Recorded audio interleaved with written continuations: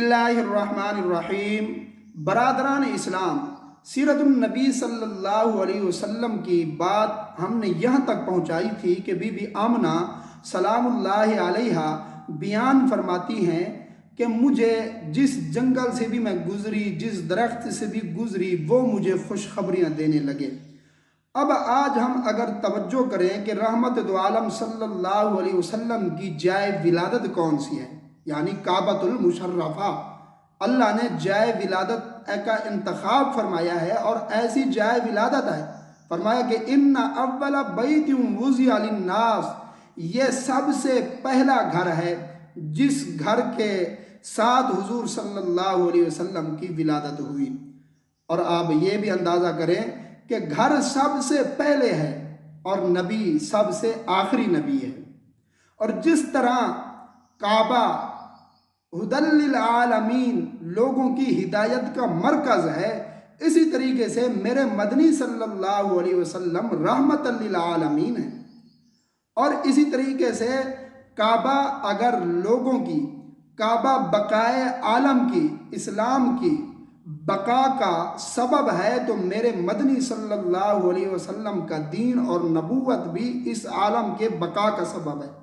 जब तक काबा ये मौजूद है रोए ज़मीन पर, उस वक़्त तक क़यामत कायम नहीं होगी।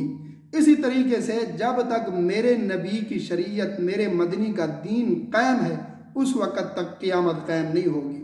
यानी कि बैतुल्लाह भी बकाए आलम का सबब है और मेरे मदनी की नबूवत भी बकाए आलम का सबब है।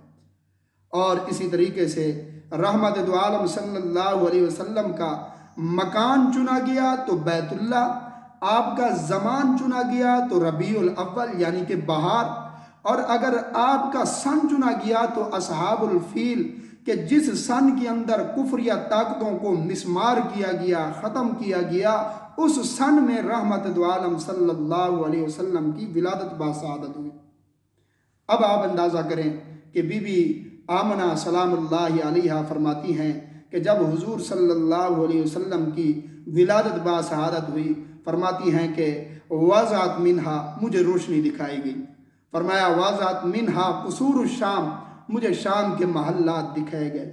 और मुअर्रिखीन ने, मुहद्दिसीन ने, तारीख़दानों ने लिखा है कि जब हुजूर सल्लल्लाहु अलैहि वसल्लम की विलादत बाशहादत हुई तो किसरा के महल के 14 किंकर गिर गए और मजूसियों का आतिश गदा जो कई सौ साल से जल रहा था वो बुझ गया, और एक बुहीरा था जो चल रहा था वो ज़मीन में धंस गया।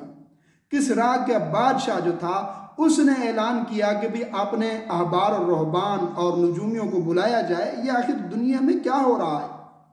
बिलाखिर उसने अपने अहबार और रहबान नजूमियों को बुलाया और उसने कहा कि भाई खबरें आ रही हैं, कहीं से खबर आ रही है कि मजूसियों का वो आतिश गदा बुझ गया है, कहीं से खबर आ रही है कि बुहीरा जो है वो ज़मीन में धंस गया है, और अब मेरे महल के 14 किंकर गिर गए हैं। आखिर दुनिया में हो क्या रहा है, ज़रा खबर तो करो।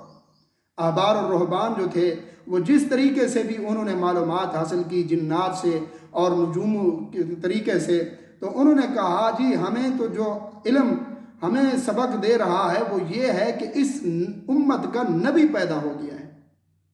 अच्छा, उन्होंने कहा कि भी ये बतलाओ, उम्मत का नबी तो पैदा हो गया है, मेरे महल के 14 किंकर क्यों गिरे हैं, इसकी क्या हिकमत है।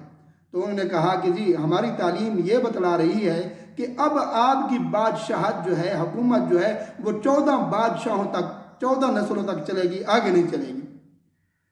उन्होंने कहा अच्छा ठीक है, 14 बादशाह हैं, वो नस्ल दर नस्ल आएंगे, पहले उसका बेटा, उसका बेटा, उसका बेटा, अभी तो काम बाकी है। यानी मतलब ये है कि हमारी बादशाहत और हमारा दबदबा अभी बाकी है, हमारी हुकूमत अभी बाकी है। उन्होंने कहा जी ये तो हम नहीं कह सकते कि उनकी मुद्दत क्या होगी, लेकिन ये कह सकते हैं कि बादशाहत जो है वो 14 तक चलेगी, आगे आपकी बादशाहत ख़त्म हो जाएगी। अब खुदा की शान देखें कि 4 सालों में 10 मर गए, 4 सालों के अंदर 10 मर गए, क्योंकि हुजूर सल्लल्लाहु अलैहि वसल्लम ने आकर कहना था ला किसरा वला कैसरा बादल यौम, कि आज के बाद कैसर और किसरा ख़त्म हो जाए।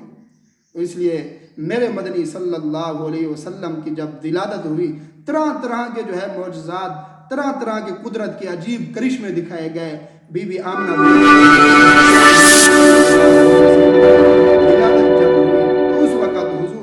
सल्लल्लाहु अलैहि वसल्लम जो थे वो यानी कि वुलिद मख्तून, उनका ख़तना किया हुआ था और उनकी सुर्रा जो थी वो कटी हुई थी।